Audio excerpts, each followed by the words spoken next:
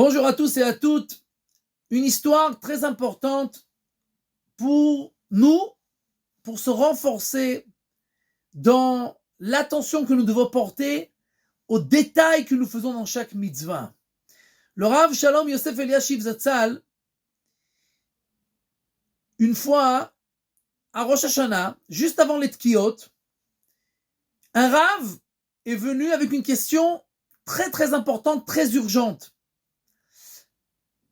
On fait rentrer le Rav à la synagogue, on est juste avant les Tkiyot, le Rav pose la question urgente au Rav Eliashiv, et le Rav Eliashiv dit qu'il ne peut pas répondre tout de suite, il doit monter à la maison.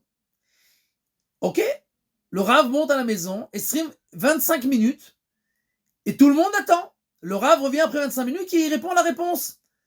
Et le Rav est très content de la réponse, il s'en va avec sa réponse.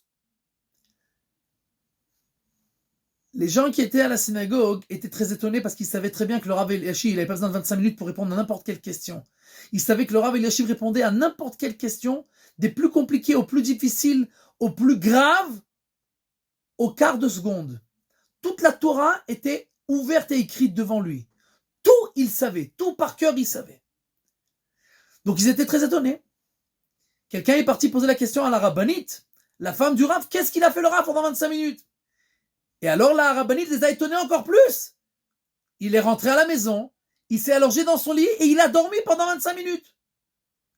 Donc d'abord, ils ont déjà compris que véritablement le Rav n'avait pas besoin de vérifier, mais alors ils n'ont vraiment pas compris pourquoi le Rav est parti dormir 25 minutes pendant la prière.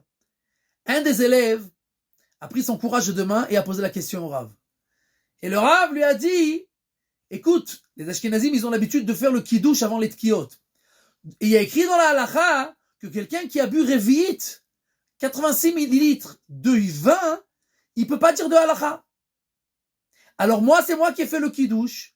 J'ai bu un Revi'it de vin, donc je suis parti dormir pour, entre guillemets, ne plus être sous l'influence du vin, pour que je puisse répondre la réponse comme la halacha le dit.